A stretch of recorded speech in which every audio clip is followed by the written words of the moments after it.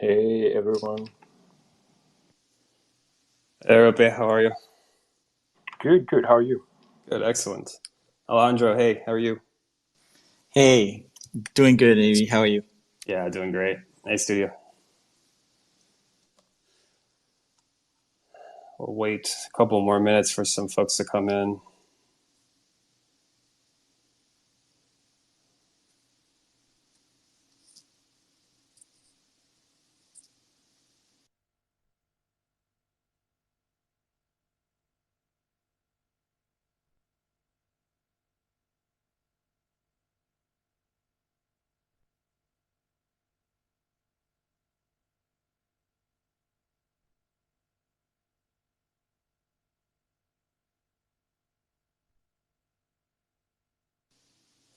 Everyone, we're going to start in about 2, 3 more minutes. Let a few more folks come in, and then we'll get rolling.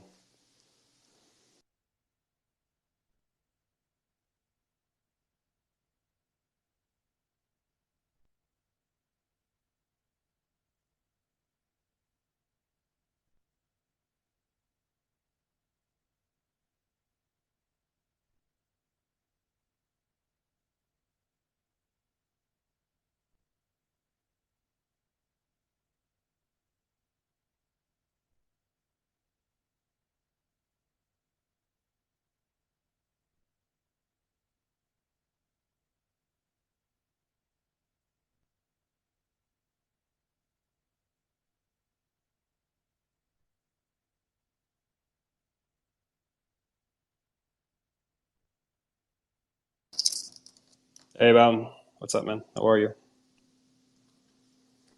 GM everyone. Little jet lag. Just got back from Paris, but let's do this. All right, let's roll. Thanks, everyone, for joining today. On the show, we've got Roope Rainisto, artist from the Profound Life in West America drop that everyone's been really excited about the last few weeks, and some of the team from Fellowship. Studio 137, Alejandro, and Fred. Um, so I guess we'll just jump right in. Now, Rupe, I'd love to start with a little bit about yourself, your journey as an artist, your background, how this particular project came to be. I know that's a lot to do all in a row, but yeah, wherever you'd like to start. Yes, I'll then try my best. So Yep. hey everyone. So my name is Roope Rainisto. I'm from Helsinki, Finland. So I'm a Finn. I've been doing so my background a brief then primer. So my main background is that I'm a professional designer. So I've been working professionally as a designer for like 25 years. Mostly doing like user interaction design, user concept design, stuff like that. I'm a Finn, so everyone in Finland at some stage then worked for then designing smartphones. So I was also then one of that bunch. So I spent a long time doing design for like the mobile phones, smartphones, and then we were then acquired then by Microsoft. After that, I was one of the founders of this virtual reality company called then Vario, and then I had my the midlife then crisis then 2 years ago, so I then quit my job, and I then became an independent consultant slash then freelancer. And I of course thought that the most interesting problem I would think of is then AI. So my main then a hobby has been for 30 years that I've been then taking photos, and that's just a background suppose. So I then started then to explore AI then especially relating to materials, relating to this kind of being able then to create something on screen with AI. And I've been on that road for then 2 years, and it just so happens that all of these backgrounds then start to combine. So photos, AI, um, um, NFTs, and so on, and they all then have then started then to merge. And so that's the kind of the intro of why I'm here then today. Yeah, perfect. Thanks for that. It's great to hear. Alejandro, you've obviously been a long time photographer. You've been here in Web3 space about as long as anyone, specifically within the context of photography. Can you speak to a little bit about what you think when you first saw Roope's work and what's transpired since then? Thank you, Avi. It's really cool to be up here. Yeah, man, it's the being in the NFT space, mainly with photography, always pushing to see how photography fits in the whole space of NFTs. And I would say, was it November or December last year? I started to share with Fred and Studio 137 these images I was finding on Foundation of this AI guy. I'm like, wow, this is like, we should keep an eye on this. This is like out of this world. And yeah, we started collecting a little bit of his work, and we've been hooked ever since. And we reached out. We've had, I mean, many great and profound conversations about what AI is, what photography is, where this intersection is taking us. And to be honest, it's taken up all my thought processes lately. It's just a really exciting moment. It feels like I mean, I've said this before, it feels like AI is a buildup of 180 years of photographic thinking without the entanglement of truth. And truth has always dirtied photography into this like little niche and hasn't let go of it, like hasn't let it have its artistic potential. And what AI photography in particular is doing is like touching on what is most coveted about photography, which is that it's fiction, it's a creation, it's a fragment of the world. So there's something easier to digest with AI photography than photography per se, like pure photography as art. So I'm like at the forefront with my like big flag. This is something that's gonna help photography and photographic images into the future. Yeah, great. Thanks for that. Roope, as Alejandro was speaking, I guess what would help me and maybe some of the listeners is, in the most layman's terms possible, like how would you describe your process in making art, especially in relation to the most recent collection, just from the most basic principles? Well, in a way, in a fundamental way, I personally view these AI tools as the virtual cameras. So it's in my mind. I'm then trying to then fixated on this notion of a camera. So for this kind of the creation process, I kind of think of in the same way. So if you do the photography, you do like first you then plan the shoot, then you shoot, and then you do the post. So in that way, it's the fundamentally the same here. So I mean, when I create something, I first think, I then plan something. So I then start to think about the kind of these things I want to create. Then after that, there's some kind of then technical steps here, of course, and then exploration, but then fundamentally the actual production process or the actual kind of the creation process is like with a normal camera. I depends on what I do, but I usually just then shoot them plenty. So if I then go outside, I then shoot a lot.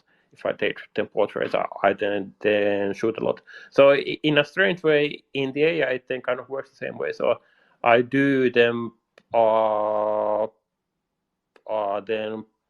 then plenty of pictures. So I do like 1,000 or then 2,000.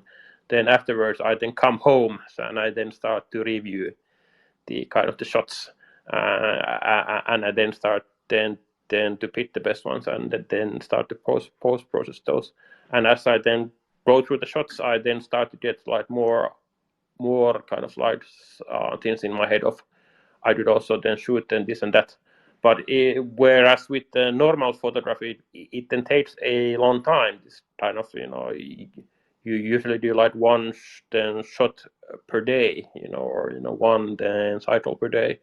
Here with AI, then the speed is then just so much faster that you can actually like do 5 cycles a day or 10 per day, and that then means that it's actually then quite exciting. Interesting. Fred, Studio 137, Alejandro, any of you guys could really take this. I'm curious, as people who have been around the photography space for a while and are avid collectors of photography, whether within the context of NFTs or otherwise, what was and what is your reaction to Roope's collection, and what sort of sticks out to you as unique about it?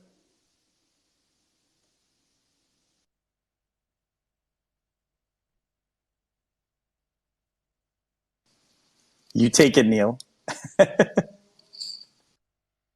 Hey everyone. I think for me, just to frame how I'm thinking about photography in general, I'd say maybe 18 months ago, I think I felt photography was ripe for a huge moment with the advent of the blockchain. If you think about traditional art forms like painting and sculpture, they don't necessarily translate quite as well to the blockchain as photography, because certainly in the last few decades, it's a digitally native art form, and it has all the benefits of the blockchain that any NFT has. It's got the provenance, which perhaps has been and still is an issue with photography, in that there's not the clearly defined scarcity that you have with a painting, for example. There's multiple editions of photographs in general. There's the liquidity, the 24/7 market, the portability. I have images on a screen in front of my desk, which I rotate depending on my mood on a particular day. But I think maybe sort of photography has not quite had its moment yet for a couple of reasons, and I think potentially AI or post photography solve these issues. And I think in general, there's a challenge around network and a challenge around the newness of photography. And to think about network, most photographic collections are maybe sort of 20, 30, 40, 50 pieces, up to 100. And sometimes there are great communities built around collections, and Justin with Twin Flames or Drift with Where My Vans Go are great examples of that. But it's harder to build a community when the collection size is smaller. It's certainly harder to get traction on secondary markets when a collection size is perhaps only 50 pieces. And when I think about the newness of photography, I think the underlying art form, again, with some exceptions, but a photograph is now displayed differently, screen versus print. In the case of NFTs, there's a different distribution mechanic, but the underlying art form is the same. And some of those collections I mentioned perhaps existed as photos before the creator was even thinking about NFTs. And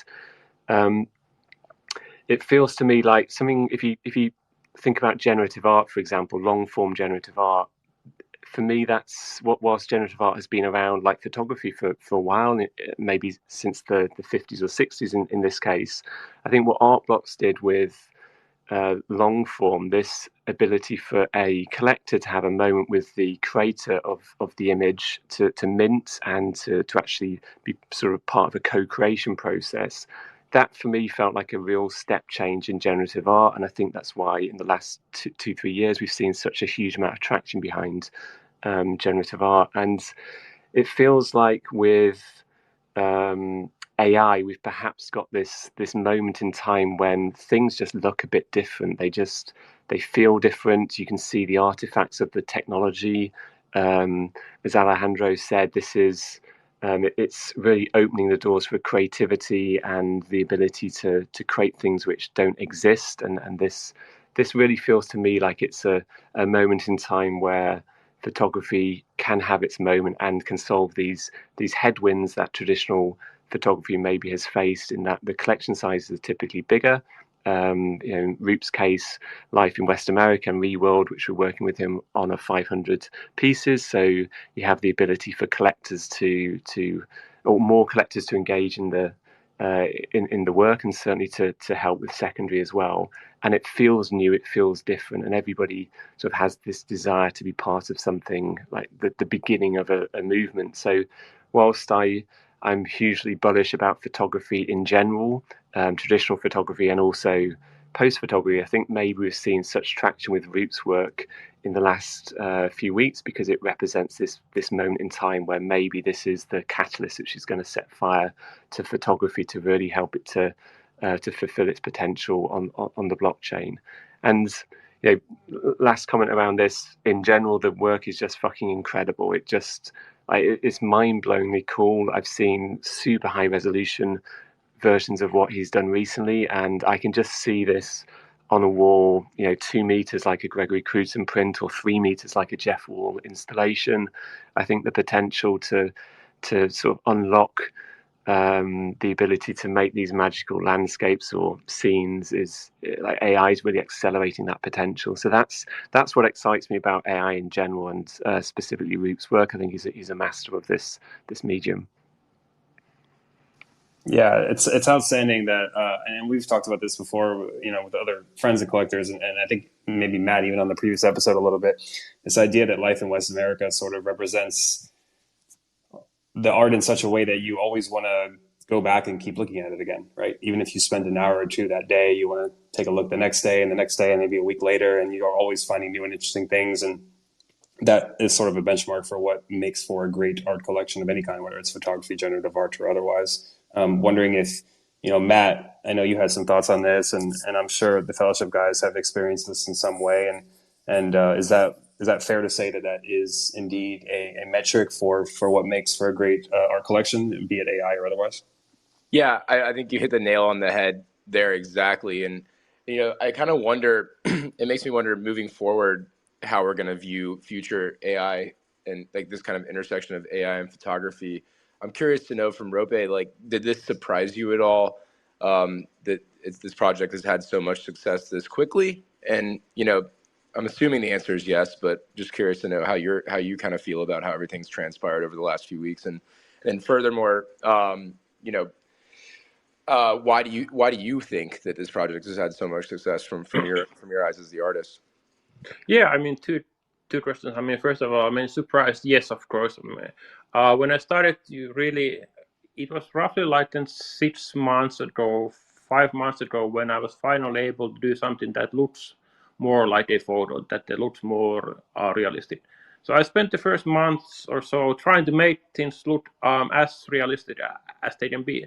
So to make something that wouldn't fool people in a way that they would look like photos, and I was pretty successful with that. So I was able to do stuff that most people. I actually have a secret in Instagram, and I then posted some photos, and then nobody complained. So I was like, hey, it works. But then it was so strange that all the time when I was doing that, I personally those photos kind of they left me a bit cold, relatively speaking. So I mean, they looked real, but they felt fake. And I was the more interested in the ones that had all the AI then artifacts and all the kind of the new type of visual language. So I saw all kinds of links to art forms in the past and all the means that kind of like traditional photo has the traditional photo has issues with that it's so still and it's one place at a time, one moment at a time, one viewpoint, one perspective, one truth, and it's so kind of I found always those cases where at first of all I thought I failed, but as I spend more time with them, I started to realize that those aren't actually failures. That when I combine photography with AI, actually the most interesting results are not so that I try to hide the AI-ness, but actually, the most interesting results for me started to feel like when I don't try to hide it, but I then try to use it then to enhance it. So like do this 1+1=3 approach, and then after I was able then to make this change in my mind, then everything then started to explode, and then start to open up. So that was really the kind of the key thing. I'm trying to remember the second part of your question, which was Yeah, I guess why do you think the project has had so much success? Yes. Well, of course, I mean, it's always hard for the artists themselves to know. I mean, if the artist would know for sure, kind of like what's the secret to success, it would be kind of easy to replicate. But I do think it probably has this kind of the sense of like, first of all, trying to combine the best of both art forms. So traditional photos have a number of rules, principles, ideas that what makes a kind of good photo, and I then try to apply all of those to every single piece. So that's one side, and then the other side was kind of like what makes interesting kind of like AI art, and that's of course slightly more than subjective and then open to interpretation, but really try to do those both. In a strange way, I view it like it's almost like if you think about music, there's this thing called then a kind of the crossover. Are these kind of then crossover songs and then crossover bands. So you have had then historically like two then different things. So like you had like the country music and then something else, and they've not been then combined. But then somebody comes in and then does a kind of crossover, which takes the best of these both parts, and for some reason then the kind of the combination works. It's the more interesting than in those cases where it's just like pure on one side. So I think there is something certainly about this combination that then kind of works. So it has kind of people who appreciate photos can then start to appreciate the fact that they're still photos, but they have then something new. And people that appreciate the AI side can, appreciate that it's AI, but it now has then something new. So I think that's probably one part. So shortly saying that they are also trying to be like then good photos. Yeah, I think we're kind of at this place right now where it seems to be a very fine line between, having AI generated art that looks too realistic and then stuff that looks a little bit too like, abstract and distorted and harder to like understand or comprehend. So I think like moving forward as we start to see more of this type of art produced, is there a point where it gets too realistic and becomes less interesting? Or if models get too sophisticated and it becomes too easy to make AI art, does that, will people recognize that? And how do people kind of understand what goes into making this? Because, at some point, like it may become too easy to make this type of art. If the models get too sophisticated, does that devalue it? I'm just kind of curious to know how everyone's thinking about, this kind of current state of things and how things will be moving forward. Well, I mean, if I start, I mean, of course, there's always a risk. I think these AI engines. I'm using then Stable Diffusion as most people are using. I think they're right now in an extremely interesting space where they are hyper creative and open for the artist then to use them in a wide kind of variety of ways. So you can do beautiful things and you can do very kind of bad looking things. Now, if it's compared to that something like then Midjourney, which is a highly, the popular example of kind of like that's probably the most popular thing that out there. There is a risk that when the engines get like then too good. So in Midjourney you can write everything you write there, it then ends up with a kind of beautiful result. That's actually not good for art. I don't think so. But I mean, fortunately, I think there will be always choice available. So it's not like the old code will completely then go away. That doesn't happen. But it is true that once an AI learns that a hand has 5 fingers, it will be much harder to force the AI to draw a hand that has the 6 fingers, because it's just like a human artist. So once they know how to draw a hand, it's actually hard to ask a human artist then to draw a completely, insane or like a different hand. So that same thing a kind of smaller scale might then happen. Yes. So like with generative art, you can go look and see how difficult it was to produce something because you can look at the code and see how complex the code is. But with AI art, a lot of times it's not as transparent. You don't see what goes on behind the curtain, and you can't really fully appreciate how difficult or how easy it may have been to produce that. Do you see that potentially becoming I want to hear from everyone here on this. Do we see that becoming a problem down the road, or do you think no one will care? I'll take this one. Coming from the background, my background is being an art dealer, and so I deal with artists of all form, from painting to sculptures and photography.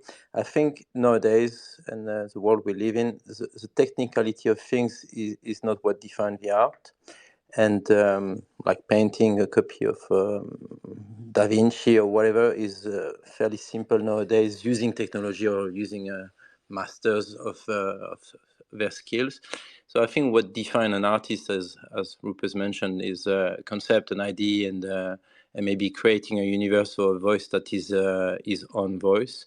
So I think, the AI will develop to a point where it will be very hard to differentiate from maybe a camera or whatever, with the easiness of creating images, and it will make for the artist creating something special very hard. And it's where you will have like a kind of a filter of what art world has always gone through. You have a filter you have always had many artists trying to produce something interesting, and then the art history kept what it thought was relevant, sometimes justifiably, sometimes maybe it was a matter of the influence of the society they were living in. But I don't think the technicality of the AI or the fact that you cannot see what's happening behind matters. It's the same way when the camera were invented, and painters will complain that this will destroy art, or that they will lose their job. Or nowadays, you have artists producing art with their camera. It doesn't really matter that it's easy and they can snap it. What will matter is the idea they have behind. And mostly for me, when I receive lots of artist proposal, what I look always first is to see if they've been able to create a world of their own. And I think the success of Roope is that he created with his 500 images a world that is well defined. You can see characters maybe that repeat themselves, a style, the way he writes it, or a flavor to it. And I think it's what's very important. And then if this world appealed to a certain number of people, it may have success. So I think the discourse about the fact that AI, you cannot see what's inside, or you cannot determine if an artist has been using too much or easily the technology, doesn't really matter. What matters is the end output. And if this output is something that maybe brings something new, or recall something from the past that is interesting, bringing something new, it will be a thing accepted in a way that may prove successful. And just to finish up on what Fred is mentioning, it's already happened. Like, you can, for this new project that we're releasing. Did you get that? Can you hear me? Yeah, we can hear. Yes. Oh, okay. For this new project that we are. Yeah, that's all for now. Okay. This new project. Brett needs to be on mute. Oh, okay. For this new project that we're curating with Roope, we've been. I think there's a slight lag with my connection, but that's all I wanted to answer to your question. Yeah.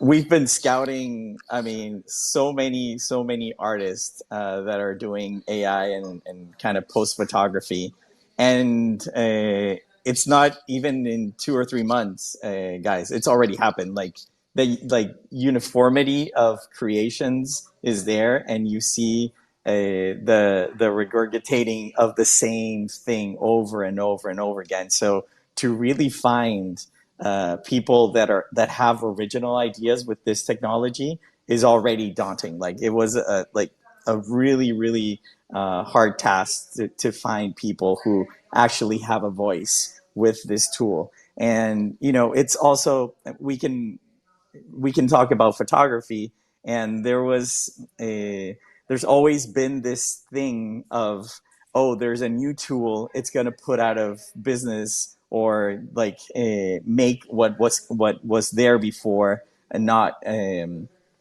valuable anymore. And if we think of the last maybe 10 years, digital cameras are insane. I mean, just our phone, it corrects color, it corrects perspective, it corrects tonality, it corrects everything. So every image is perfect.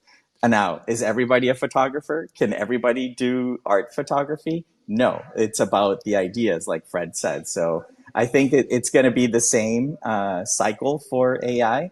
And we are already in the cycle of uniformity, everybody doing exactly the same thing. And then once in a while, you find these gems like Roope in amongst the crowd.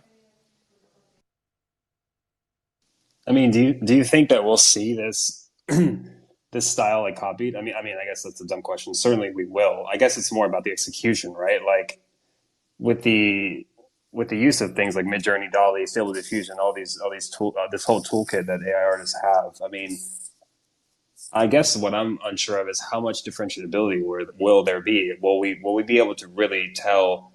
Will we be able to get the the essence of a particular artist like Roope from some other artist that's doing or trying to replicate this, and how, and if so, like how? Yeah, I mean, that's a excellent question, and I would ask Roop to answer this based on what we've been doing for this new collection, where again we've been scouting for talent, and then we presented to Roop, and he knows his craft so well that he can like smell and minutely understand what other artists are doing. So maybe he has a better answer based on this experience that he's had with us scouting for talent. Yeah, I mean, I think it does come. So, I mean, art is not a technical problem. I mean, fundamentally. So it then, I mean, art certainly has a technical component. So, I mean, depending on your art form. So, I mean, some have a kind of a larger technical component than the others. I mean, AI probably, will, no matter are you doing photography or music or painting or whatnot, it'll then substantially decrease the technical component, which then forces you to really, if you want to differentiate, you don't differentiate with that you have the world's best camera or that you have excellent penmanship, but it then goes back to your kind of stories, ideas, theme, sense of style, sense of that you want to say something, and you have a kind of personal voice. So I think there are certainly artists that are able to use, just like you are able to use a cheap camera then to do like then fantastic photos. The same way that these AI tools don't really don't make it then impossible for you to express yourself. But it is true that certain tools have a more than stronger kind of like tendency to to try to force in a certain kind of direction. I think this overall question of style is kind of like traditionally, historically, artists having their own style, a visual style has been like quite an important component. It is still an important component, but I think slightly less so. So I mean, AI will make it possible for an artist to actually be more flexible in terms of the styles they are then using. So once they want to tell a story, if they think that a certain different style would then really fit, that them particular thing more, it is now more kind of possible then to do that than historically, whereas I think artists were kind of like then pretty, I'm not sure if I want to say the word then stuck, but they were like then pretty then fixated on the fact that they need to have a consistent style. So I think these AI tools, the more that the tool forces a certain style, then of course then the harder it makes for you then to differentiate. But I don't think it's then impossible, but you certainly do need to make more effort. These tools are nowadays so good that you can just then write a single sentence, like a few words, and you get like a fantastic output. And when you see that output then in the isolation, so you only see that picture, you think, well, it's really good.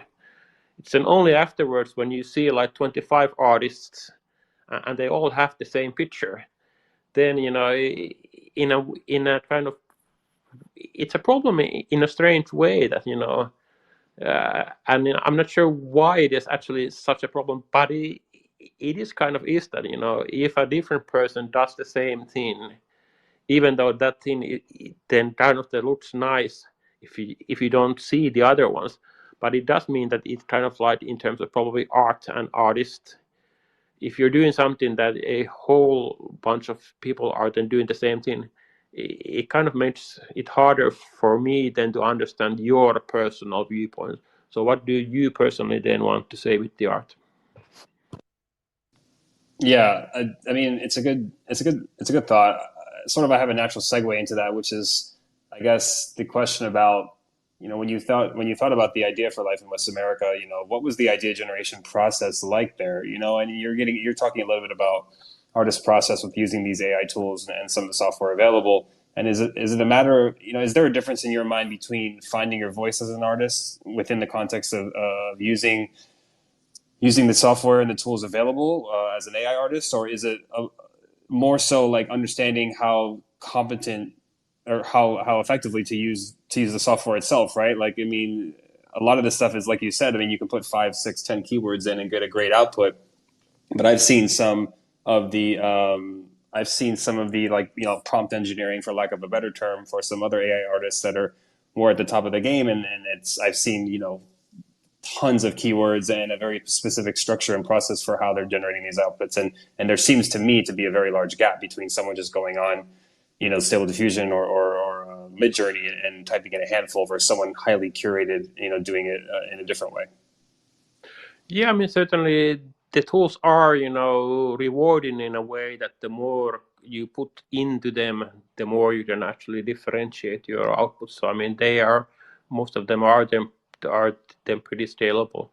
I think there's a kind of risk in terms of like over fixating your mental kind of energy on making over fixating on style. I mean, it's this age-old question of style versus substance. So, I mean, are you working on 6 months to hone in on like a wonderful new style after somebody else will then do the same style fundamentally? So, I mean, it's the right combination of style and substance. So, I mean, life in West America, I really so the background of that is kind of like, well, there's of course I have the multiple inspiration sources and backgrounds. So I mean, going back to like then Robert Frank's book, which I'm a huge fan of. Of course, that looks quite different, but I mean, or I'm a Finn, so I'm not there. So I mean, I take comfort in the fact that I'm doing like this a road trip then across the country in my mind. So I did do it once for real in like 12 years ago. We did a coast to coast and road trip then across states. But now the things I remember from that road trip are then hazy. So I found it an extremely then fascinating process to try to kind of like go back to my hazy things in my mind and try to recreate the kind of the bus stops and side streets and kind of like all of that. But they're really trying to let their mind go and be free and think about what kind of lives I would then want to express here. So what kind of then a world I would really want to create. So this place called the mythical then West is then really then exciting for me. It's in all the songs. So when somebody sings then a song called then scroll, then go west. That's the place that they really then want to go to. And I'm really fascinated of trying to show both sides of things. So it's not only positive or not only sad and the lonely, but try to tell one story from then multiple viewpoints at the same time. And there I find the AI tools are extremely they extremely then work well with this particular vision of trying to like express these rather complex views of kind of like this road trip in my head of kind of like these people and places and the events that have then happened once and they will then happen again.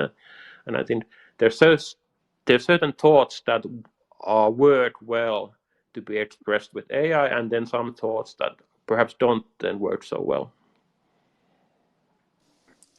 Oh yeah, I'm also curious to think about how your peers, other AI artists, are thinking about what's going on now. Is there certain types of work that is kind of respected within the artist community that have an understanding of what goes into making this stuff more so than others? Because you alluded to these AI models where you just put text in and it generates what could be a nice visual output, but is that kind of looked at as less interesting or compelling simply because as an artist it didn't require as much work as, let's say, some other method? I don't really want to say that, and I think of course art is not a competition, and of course the thing that I do personally is not a statement against the art that somebody else does in a different way. I think in a kind of bigger sense, it's then I find it kind of very inspiring, this thought that more people can express themselves through being able to create art. So I mean, art historically has been the privilege of a few that have had the time and patience and capability then to learn the craft, then so to speak. I think in a big picture, if then more people are able to take, just like the overall what has happened with our camera, now that there's a then great camera on all phones that everyone can take photos. I think these AI tools have the same potential of like being able to not then everything needs to be art. So I mean, I think photos have tons of uses then besides art. But I mean, of course, certainly, I'm probably. So I mean, I don't want to speak on behalf of all artists. I think there's a wonderful artist that use something like Midjourney or but I think overall it's kind of like the more I've observed that the more people spend time, the more they start to create complex processes. So I mean, most artists probably start by using one tool, running one prompt, and say now the art is done. And as they spend more time, as they start to have a deeper sense of what they want to express, then these workflows usually start to appear. So actually, or using multiple tools in sequence, or you then do your own custom steps or before or after, or you start to then to alter it. So, and after you reach that point, I think that's a really good point, because ultimately these are just more tools into the toolbox of the artist. So the artist can use a number of tools, and these AI capabilities are the new tools that you could use in then combination with then everything that you know so far. Let's flip it over to the collector's perspective now. I'm curious, from Studio 137, how are you thinking? It seems like there's all this work that's being produced at a pretty high rate, especially now it seems to be continuing to ramp up. How are you filtering through all of it and kind of making the determination on what you want to collect and what you may not be as interested in? Well, I think when I consider collecting, I think about the narrative behind the work. Is it distinct? Is it cohesive? I think about just purely on an aesthetic level. Do I resonate with the output? What I don't really, at least personally, consider if you take generative art, I don't think about a ringer or a fidenza or a meridian or whatever, and really worry too much about how complex is the code, how many lines of code is behind it, how difficult was it to make. I care more about the concept behind the ringers or the meridian or the fidenza. That's what's more important to me personally. And also, in my case, I love hanging generative art or photography on my wall. So do I want to have it on my wall in my house or wherever? That's really what's important to me. And I think if you consider something like I don't know, hyper realistic paintings or drawings, they're technically very, very difficult. I certainly wouldn't be able to do that. They take a long time, but it doesn't necessarily mean they're seen as a better piece of work versus a impressionist painting or sort of a more minimal piece of work which might have been done much faster. So for me, it's really just about do I gel first of all with the aesthetic? That's probably the number one thing for me as a collector, and then having a dialogue with the artist, understanding a bit more about the narrative behind the work, sometimes as a personal story or these sorts of things, which really help to elevate it sort of to the front of the pack for me as a collector and help guide my decision making. And I think with Roope's work, there was it was really one of the few examples I've seen in AI or post photography work where there's been just an extremely strong cohesive narrative behind everything in that collection. It's instantly recognizable as Roope's work. It's distinct to a lot of the other AI work that I've personally come across. And there's also strong references to film and to color photography, for example, from the 60s and 70s, which I think gave me an indication that Roope sort of is thoughtful in his approach. He's engaged with other art forms along his journey and his process, and that's why this particular collection stood out. It's why his new collection, which is a sort of in some ways an evolution of Life in West America, I think really stands out.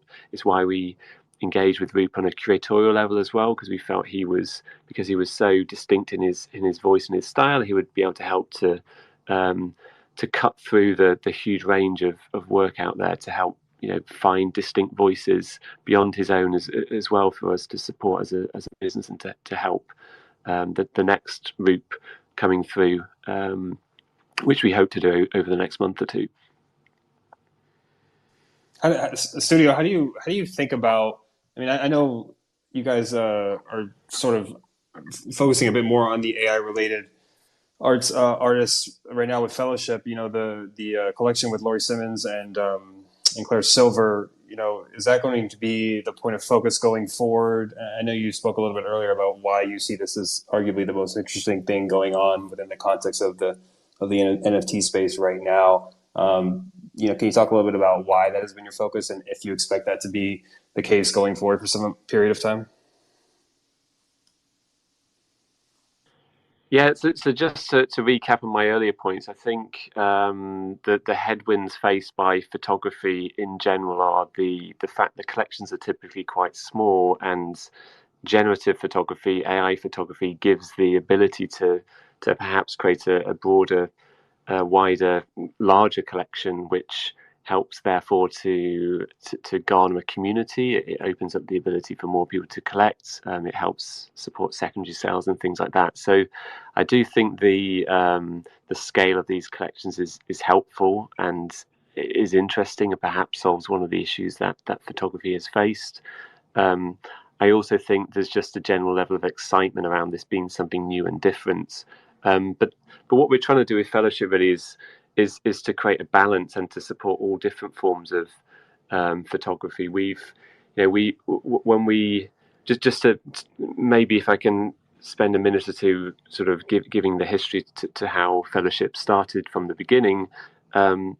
We really do three things. We collect work ourselves. We're now a gallery also, obviously, and we help to support artists and sell their work. And we're forming a charity to support historically marginalised artists as well, which we hope to launch later this year. And the seed really was a conversation I had with Alejandro.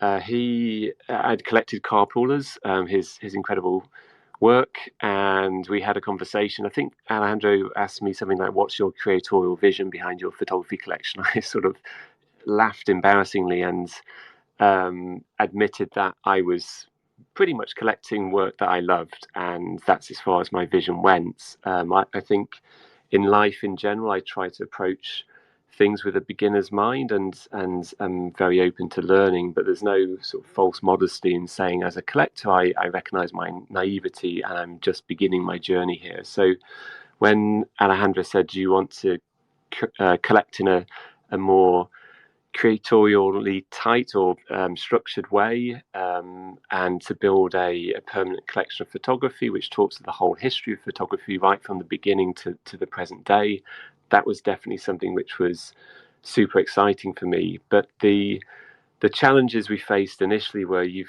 like most traditional artists, certainly, people like Joel Mayovitz are somebody who's in the later stages of their career. They're not on Discord or Twitter. They didn't know what NFTs were in much detail, and we've had to have these conversations with artists to talk about the benefits of NFTs, and we've worked with them to onboard them into the space. And that ranges from estates. So we've worked with Fred and the Guy Bourdin estate, which I think has been an extremely successful launch for us. We work with contemporary artists in all different stages of their careers, and now more recently, not just AI, but we're keen to create new work specific to the blockchain. So we started really with our flagship project with Dmitry Cherniak, and we connected him with the Laszlo Moholy-Nagy estate, just to sort of to talk to the history of art, and to try to connect the lineage, really. Part of the reason we're speaking to photographers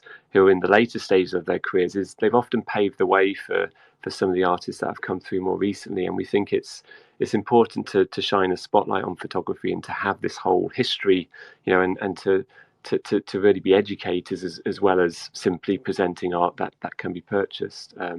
So estates, contemporary artists. Now, more recently, Yatrida's doing some work with us. She's just done some shooting in Kenya and in Ethiopia. Laurie Simmons, we connected with Claire Silver because we felt that would be a really good way to have Claire help to create the work, and almost like the master pupil sort of dialogue and relationship.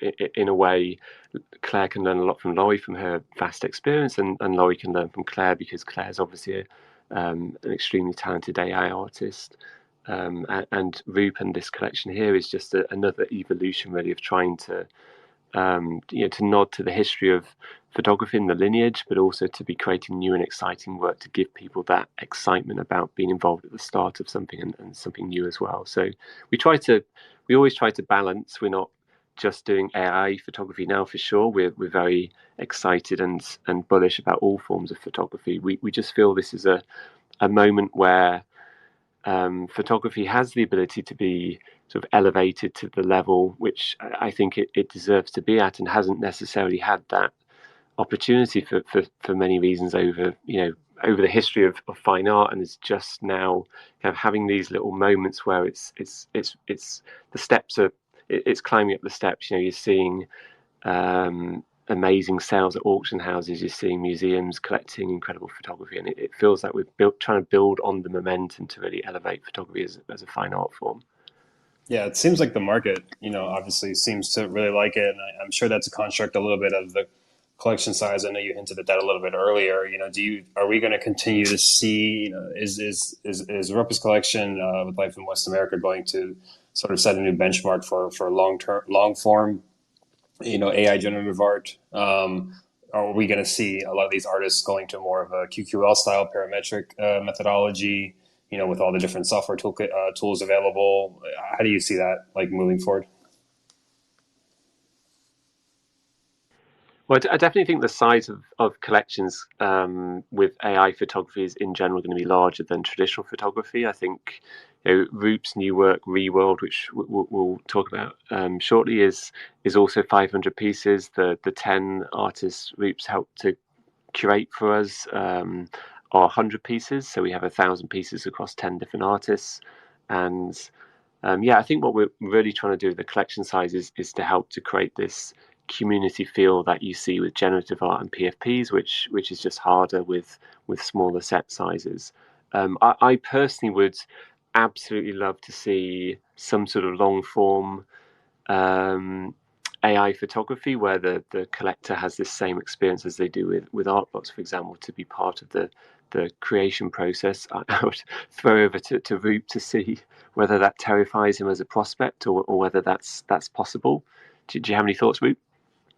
Well, I mean, it's so hard to then to predict about the future. So I mean, what I'm personally doing right now relies a lot on this kind of hybrid approach. So I mean, by hybrid approach, I mean that I am there as the artist of kind of then trying to make choices and then filter out.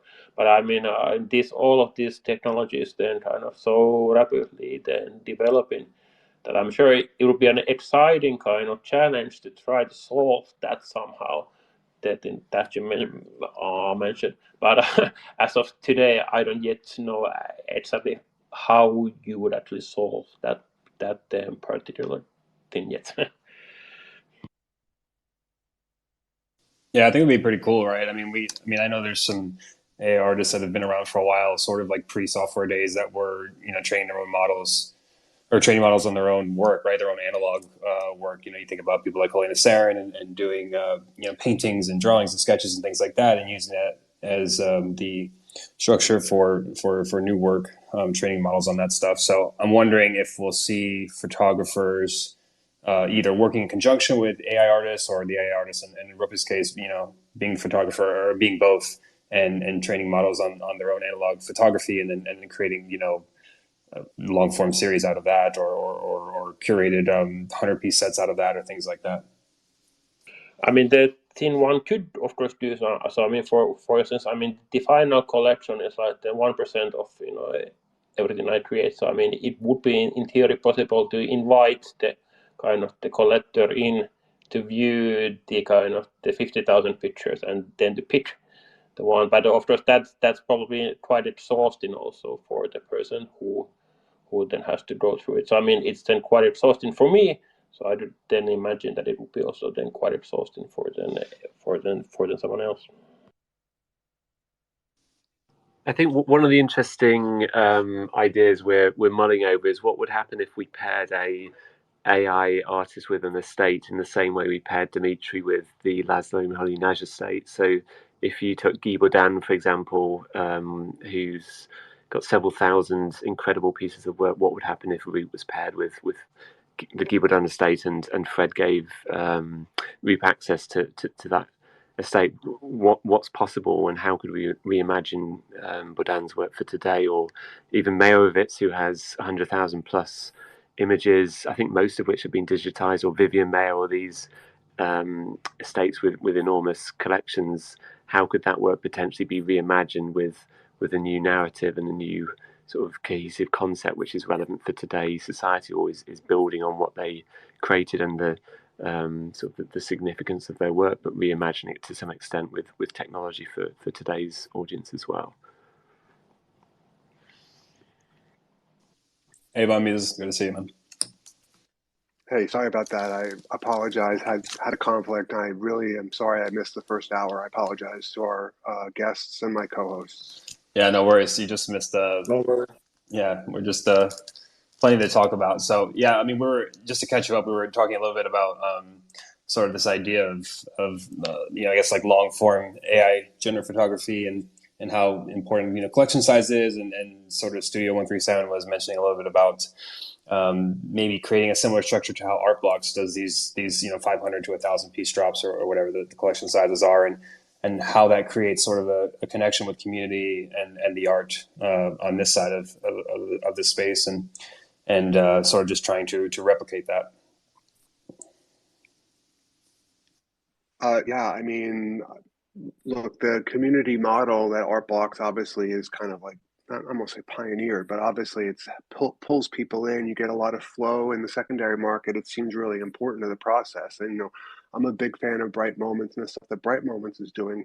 but those smaller drops definitely seem to be lacking that one element. And hopefully there's going to be some solutions to that down the line as that collection grows, that community grows. But the larger drops, the 500 to 1,000, you get that turnover in secondary. People have a common interest. People start talking about it. It definitely seems to help. So yeah, I mean, I think that maybe might be the model, and I think that obviously this Life in West America done through brain drops, obviously has done really well, as have the other drops of that larger size. So yeah, I mean, I agree with that. Alejandro, do you think that photography has an advantage in this way over like maybe generative art in that it can get like it's easier for the community to form around it? Do you think that that's fair to say? I mean, sort of put your put your biases aside as a photographer for a moment, but yeah, just curious what you think about that. I mean, it's a different beast. In the traditional like photography world, of which I've been part for more than 50 years, like photographers are building these communities. I mean, I've done it myself. I've published more than 20 books. Most of them are sold out. I do lectures, I teach, I do solo exhibition, groups exhibitions, and all those little efforts create a community that when I put a book out, when I do an exhibition, I have sales of my prints, sales of the books, and that has let me be an artist. But there is a sensation of time that is different compared to the NFT space. In photography, I mean, you have artists that have been selling a project for 30 years and have still not sold out that work. Is that a failed collection? No, not at all. Actually, those prints sometimes become even more valuable because they've been around for so long. So it's a strangely different mechanic to what has happened with generative art, which is an amazing model. And one of the things that has really attracted me to NFTs is the idea of better distribution of art, and that's what NFTs do better than the traditional art market. Better distribution, meaning there's more liquidity, there's a faster sale and resale opportunity. There's community formation that is quicker because it's digital, and hence we can communicate faster. And those things, that efficiency of an art market is very, very hard to pull off in the traditional art world. So I think what we're doing at Fellowship, we're trying to meet in the middle of those two things, where we want to champion artists that are thinking of doing art. And yes, they want to sell, of course, but this idea of selling out and building an instant community is brand new to them, because the process is different to the way that we've understood traditional art before. But we need to go towards the NFT marketplace, a narrative and foundations of it, because the ultimate beneficiaries of that is collectors will find better art, and artists will be able to sell their work, hence be able to do more art and more experiments. And so the cycle of doing art, selling art, finding right collectors, a patronage to artists being able to create more, and so on, is so much more efficient in NFT. So if it's generative art, photography, AI, I think we all need to be bullish on this system, because it really changes things up. And I mean, the clearest example is Claire Silver. I mean, and she posted it a few days ago. Like, she didn't go to school for art. She didn't go to school to learn how to do AI. And yet now she's being collected by a major museum like LACMA. That is something that talks about efficiency of a different art market, where the cycles of an artist actually having recognition for their experiments, it's faster and more beneficiary for collectors and artists. I think one thing I'd like to mention about these larger sizes, I mean, especially if it's a 100, 500 piece and each piece is then different, that does have some advantages. So I mean, from my social media, I can observe that people share the pieces, from a life in West America. They share them because they are actually then different. So I mean, compared to like a project that has 500, the PFP pictures, which are then fundamentally the same. So you have a guy that has a kind of blue hat, and the next one has a guy that has a red hat. I mean, you don't want to share those pictures in the same way because you actually understand that you have then it's been seen. But in the cases where each picture is then actually different, there is actually a kind of interesting then behavior that you want to share it then outside, and that then certainly helps in the social media. I'm sure this might have been touched on before, but I just want to say that I really like the subtleties in a lot of the pictures where you're looking at them and you really something doesn't quite seem right, but you don't really put your finger on it right away, and then you see multiple fingers that shouldn't be there, or a car that just doesn't look right, or the letters that just aren't right. I just want to say I really like the collection, really enjoyed looking at it, and I appreciate Balon for turning me onto it. Roope, I have a question for you. I wonder, when you first started making AI-based art, were there any influences, inspirations, artists that you looked up to? Has that changed at all in the process of you creating this art as time has gone on? Well, I mean, my influences are actually quite broad. So, I mean, I think I have plenty of influences that are outside pure, AI art forms. So, of course, I was thinking about this question before, and I don't want to start listing people because then I'm so bad at listing, and then I forget. I mean, of course, I will mention then Claire. I mean, Claire's been helping me a lot. So Claire had an AI art contest that I then happened to win, which that opened some kind of doors for me. Then Beeple, or then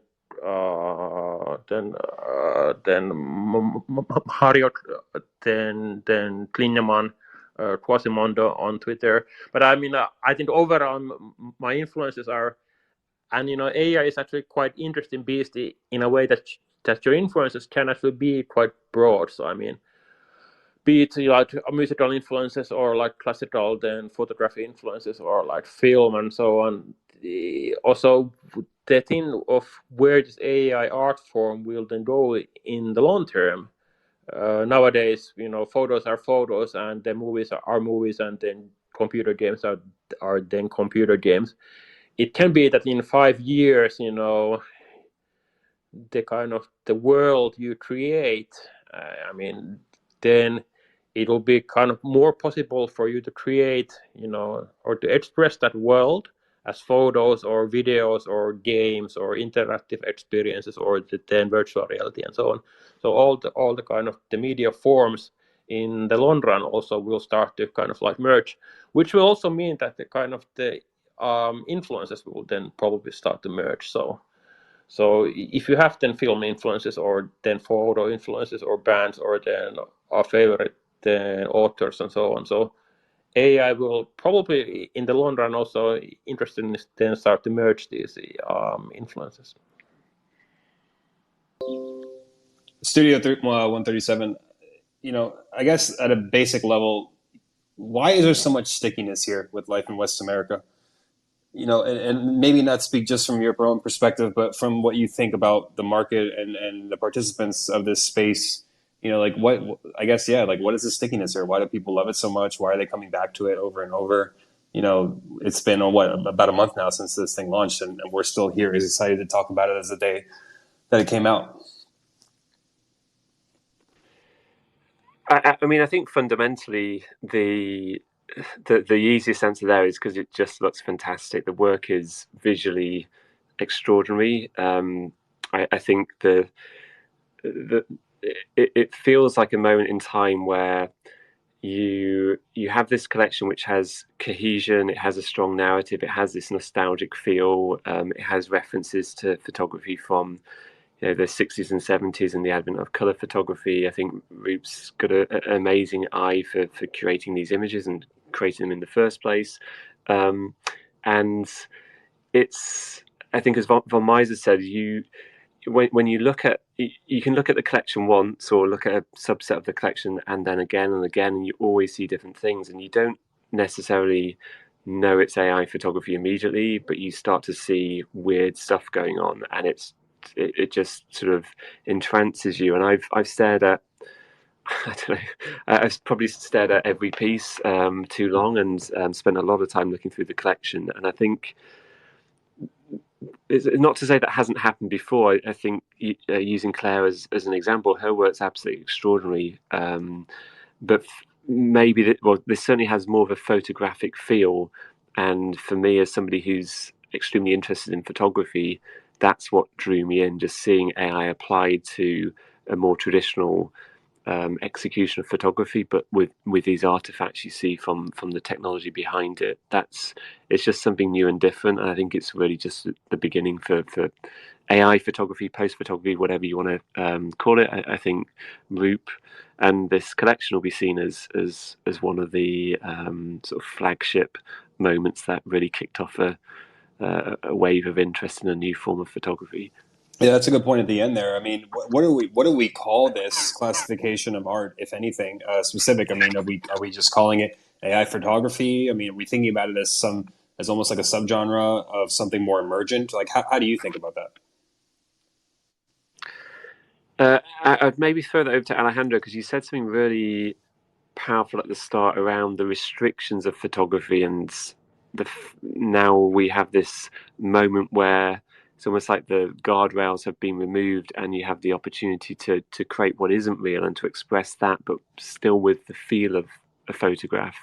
So maybe Alejandro, you can articulate better than I can that answer.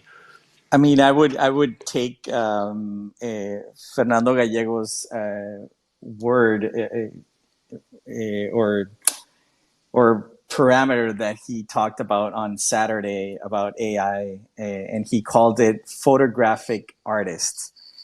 They're not photographers. They are artists that use photographic traits to create images. So it's not photography, it's photographic. So I would say something around there is going to be I think what the general term is going to be in and outside NFTs. Just like there is lens-based artists, and it includes everybody like that does video, anything that has a camera and a lens. They're lens-based artists. I think this is a photographic artist is what we're going to call it, or what's going to be coined into the future. Yeah, great. What do you guys think? I mean, in this upcoming collection of Roope on Fellowship, what has been the process like? You know, what is the collection about? Can you give us some more insight into that? Yes, I can. Although I think perhaps the Fellowship guys should first introduce it on a kind of higher level, and then I can go into the details of my part. Yeah, perfect. Well, just to frame it quickly, it's you can find out more on postphotography.xyz. So I guess we're putting a flag down on that term to some extent. I think it's just an easy, memorable phrase to be using. And so anyway, postphotography.xyz, we have a microsite up. It's a group show celebrating this new wave in photography. It's headlined by Roope. He has a 500-piece collection which launches on the 6th of April. And then the following day, we have 10 artists. So Roope's collection's 500 pieces. Then we have 10 artists with 100 pieces each. So it's 1,500 artworks in total. And there's other nuances you can understand maybe from browsing the site about how the auctions work and how to get an early access pass and those sorts of things as well. There's also a conversation between Alejandro and Roope, which goes into a lot of detail about Roope's practice, this collection specifically, his thoughts on AI or post photography in general.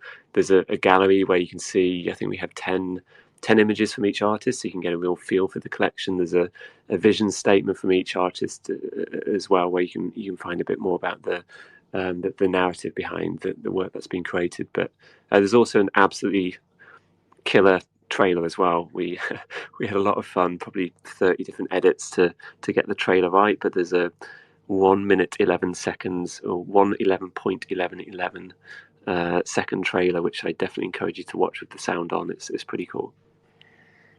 Yes, thank you. So for my part, indeed. So it will be a brand new then collection, 500 pieces, titled A Re-World. So it's the world and repurposed, reimagined, recreated. So I think this then is a kind of perfect extension of my thinking and process then behind life in West America, which was really focused on this kind of like one specific place in my head. So one theme, one overall then vision. But I think this the extension here then goes on to like then I'm now then increasing the scale. So from one place, it's then going to the overall concept of the world, and from one then individual. So I think our life in West America is quite focused on individuals. This one focuses more on like individuals in a larger than society. So it has a kind of extended view in terms of the teams that I'm then addressing here. On a technical sense, I'm then using all new trainings, all new models. I've learned just more skills. The technology has been then updating a lot. I have now a lot more pressure, so I know that I really need to improve my game. Even more so, which is fine. So I think I'm enjoying it. So and I think yes, I said so. So you can go to the website to see all the details, all the schedules. The final auction is in the start of April, so I'm still in between the process of the actual creation. But the artwork that I've already created so far, I can say that I'm then pleased with the artwork, and I'm then normally not pleased with things in my life. So I'm then pretty hopeful that this will then really then set the next bar, and it will try to be slightly more life in West America was a kind of like a kind of statement about this new capability of like the merging photography with AI. This one is slightly more kind of focused on the art itself, and this AI is then certainly applied and so on, but it's applied occasionally so that it's kind of more, or everything tries to serve the pieces. So sometimes it's applied in an extreme and visible way, and sometimes it's not such a visible way, because fundamentally I think the long-term goal is to create individual beautiful and interesting pieces of art, be it on the screen or on the wall. And then all the tools, all the methods, all the styles and so on, they should really try to serve the kind of these stories within these pictures. So I have really then tried my best. The art will be great, but so that's the Reworld in a nutshell.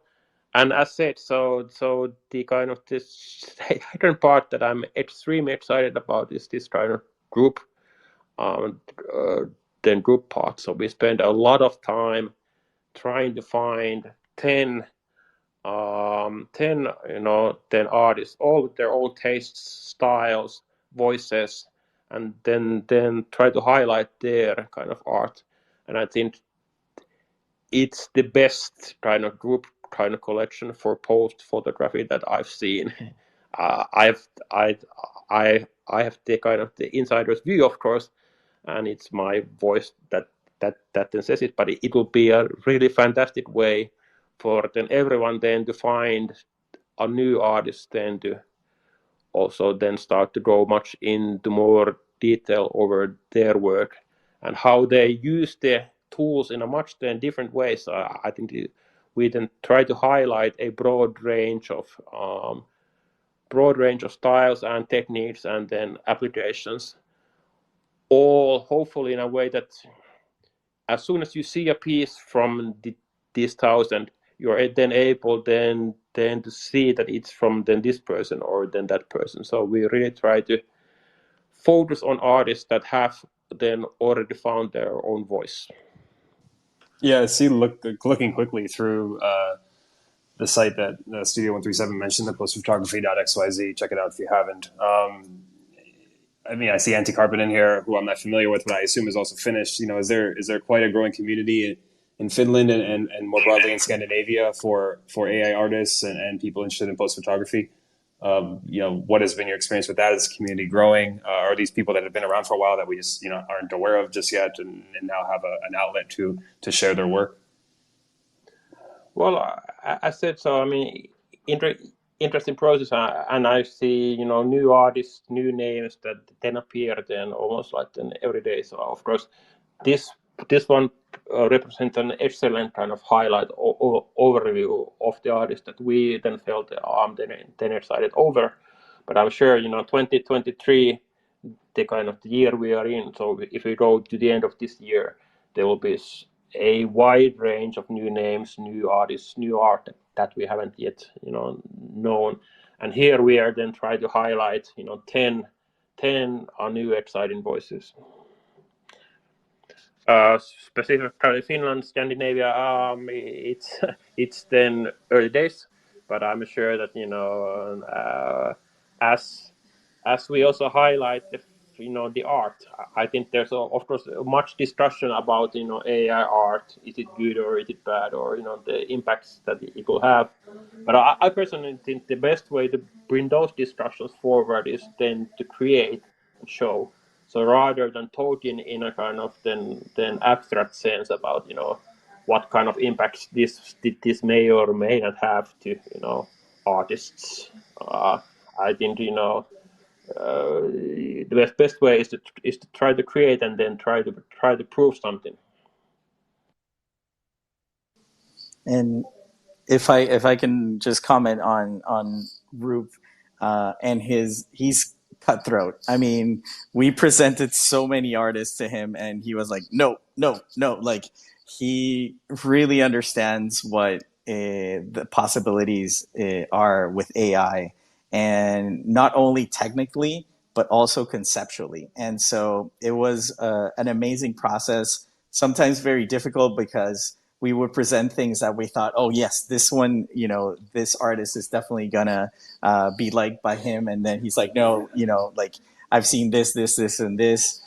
So I think his sophistication is growing every time.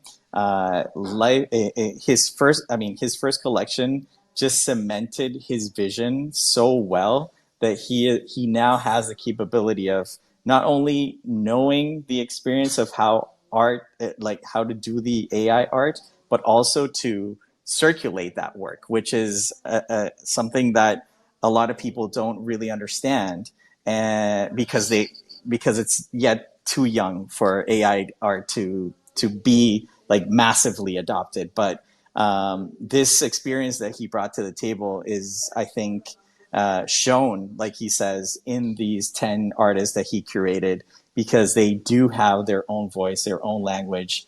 And some, I can't remember who mentioned it at the beginning, some go towards the abstract, some go towards the very fictional, some go towards the narrative, the storytelling. So there is a big range of all these different ways in how artists are using AI today. But in a very sophisticated way, and not just like a fast prompt and that's it, I have my result. These works are really sophisticated in that manner, and we had Roope there to control our excitement to, oh, like, this is exciting. No, and he's like, no, this is this and this and this is too simple. This needs more work.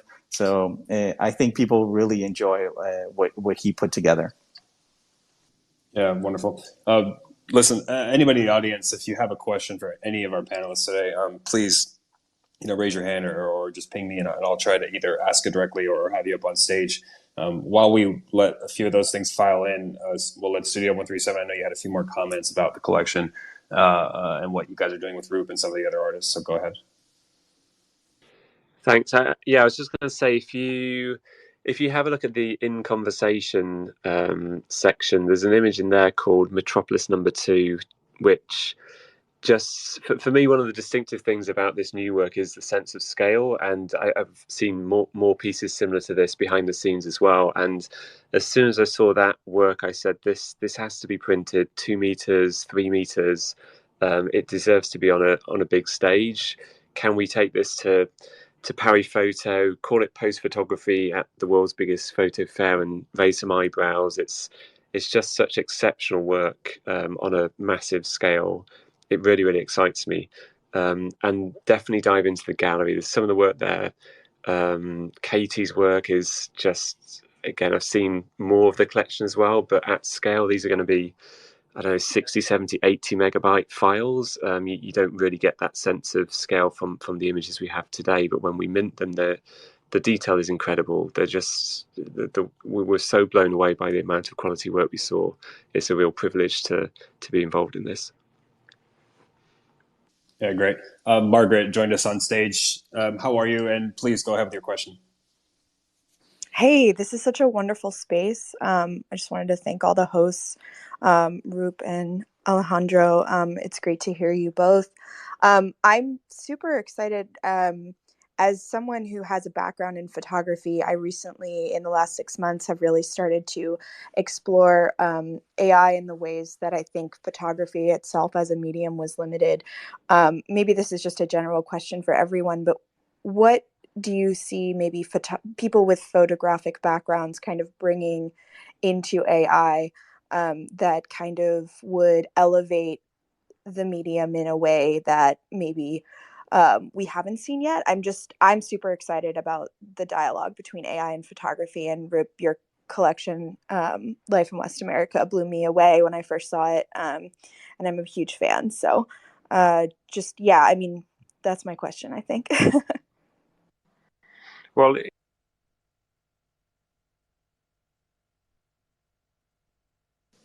Did he get rugged? Yeah, we might have lost him. Do you want to? Oh, he's back. oh, sorry, I pressed mute. Yes, so I want to say that photographers are in a fantastic place because they really understand that photos are ultimately, it's a thing that tries to tell a story, and then there's a number of ways and a number of techniques and a number of understanding of how do you actually then tell that. So I think AI art overall, people in the general, all artists. So if you're a painter or you're a photographer or so on, I think you are in the best position then to take forward and then to use these AI tools, because as I said previously, it's not fundamentally about the technical side, but it's about then everything else that you know and learn. And I think photographers have the sensibility of light. Once everyone is able to create a beautiful picture, you realize that being able to create a beautiful picture is then not then sufficient, but then the question goes into everything else. And I think there, once again, the people who are able to then to enhance and then to include the kind of the everything else, they are in the best position also in the future then to remain the artists. And to complement that, photographers have been editors for years.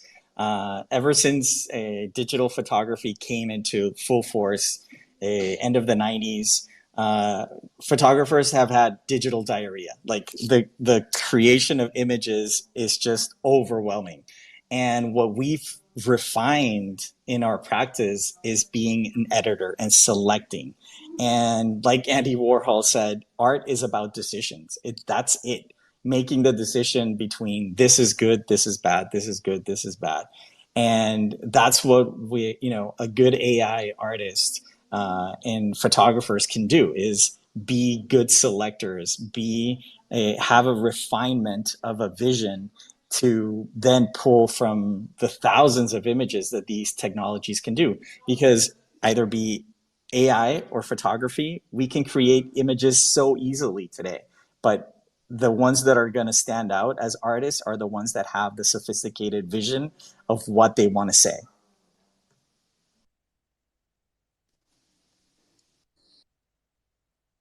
Perfect. Thanks for that. I think we'll take one more question and we'll probably wrap it up. Give me 1 second to bring the next person on stage.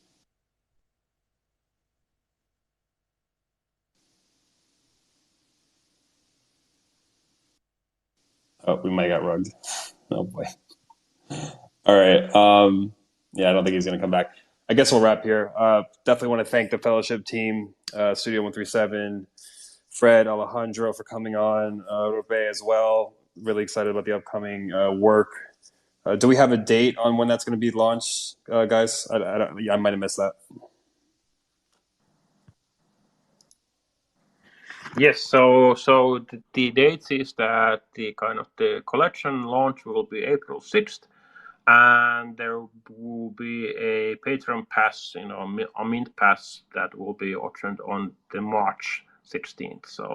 So the mint pass is at March 16th, and then the April 6th will be the launch of the actual thing.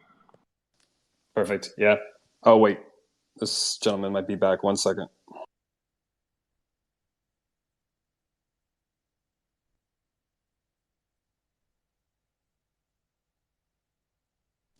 Okay, Andres, go ahead if you have a question. First, I want to say, yeah, I'm honored to be here. Like, I really love the CryptoPunks, and I just wanted to say that I hope you guys have an amazing afternoon, and I love you all so much. And I hope if you can give my profile a look, I'll be honored to have more friends in the CryptoPunks family. I love you all so much.